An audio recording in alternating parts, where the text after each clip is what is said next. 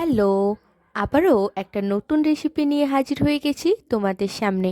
তো আজকে আমরা বানাচ্ছি ফিশ চপ। তো প্রথমে ফিশ চাপের জন্য আলুগুলোকে প্রথমে সেদ্ধ করে নিতে হবে এবং ফিশগুলোকেও সেদ্ধ করে নিতে হবে।